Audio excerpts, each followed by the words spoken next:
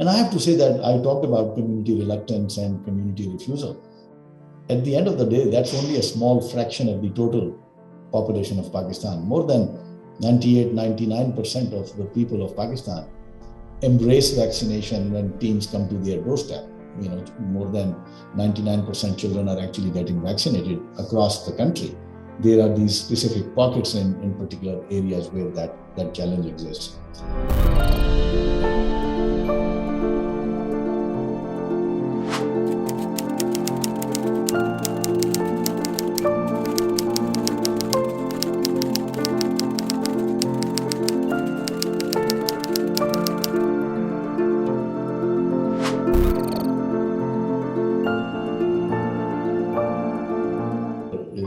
The turn of the century, there were about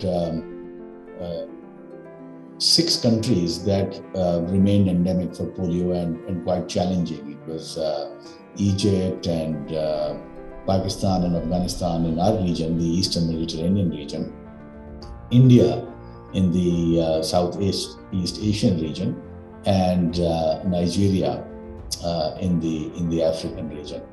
And all of these countries had their unique challenges, and then Egypt eradicated polio around 2005, and only 4 countries were left: Pakistan, Afghanistan, India, and Nigeria. It was a very tough challenge also in India, given its size and population. But India had its last case in January of 2011. And then Nigeria had their last case in summer, in August of 2016. And so the African region was also certified in 2020. So was the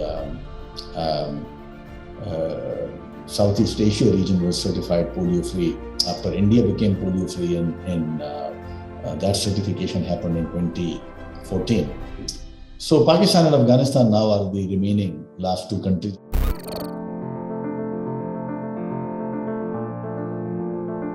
First is from an epidemiological perspective, 2 important points. Pakistan and Afghanistan are part of the old Indian Pakistan subcontinent reservoir, endemic reservoir of polio, for thousands of years. Northern Indian endemic reservoir. So Pakistan and Afghanistan, part of that. And secondly, Pakistan and Afghanistan really are one epidemiological block. 2 countries, but one epidemiological block with a lot of population movement. So these 2 countries have to succeed together. It can't be that one country is doing really, really well and the other still has a lot of polio, because they keep reinfecting each other. So that's been one of the challenges, given all the political and conflict situations in this area. So it has been difficult to have concurrent progress in these 2 countries. And I think probably the most important aspect would be that we until recently have not had the high level of political commitment at all levels of the system: national, provincial, and district level.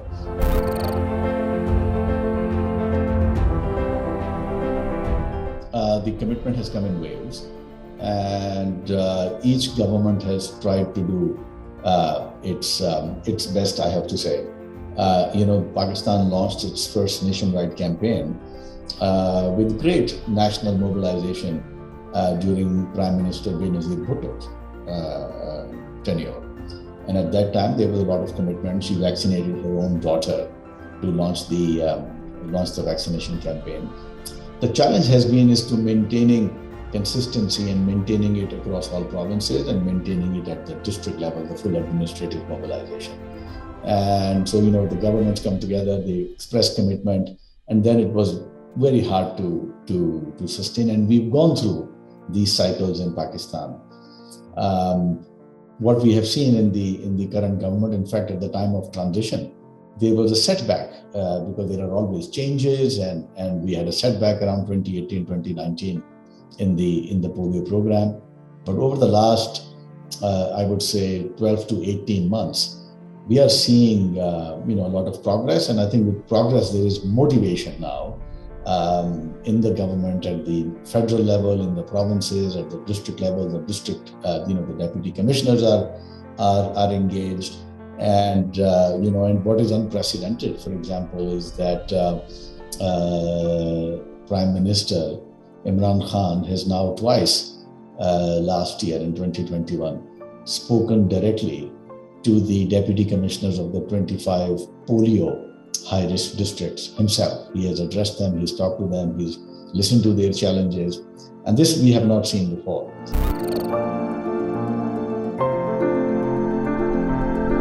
I mean, one is that there is a lot of population movement in Pakistan and across the border with Afghanistan, as I mentioned.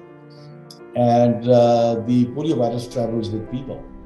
And so there is ongoing population movement, and then there is displacement.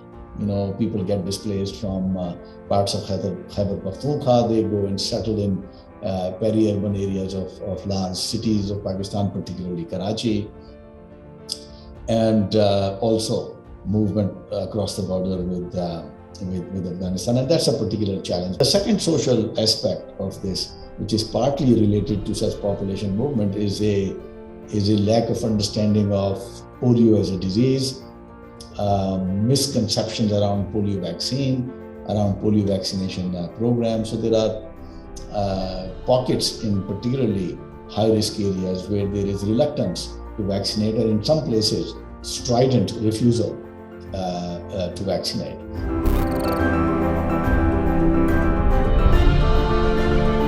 In some areas, there is frustration in communities, and particularly communities that have come and settled in unplanned settlements and areas where there are no civic and health services, where then there are demands that why just polio vaccine, or why just vaccination, why not roads, electricity, other civic services, other health services. And so there is a tendency among some communities to negotiate using polio as a negotiating and a bargaining chip. And part of that is because, as I said earlier, Pakistan has been a very effective disease control program for polio. So an average community is unlikely to see a case of polio, and so the threat is not felt.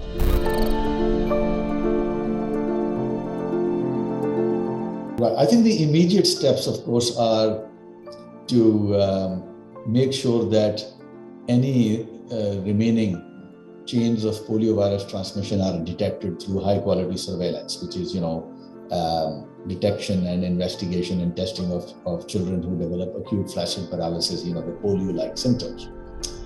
We also have established extensive network of environmental surveillance, sewage surveillance to detect poliovirus. And most recently, virus in Pakistan has been detected in parts of southern Khyber Pakhtunkhwa through environmental surveillance.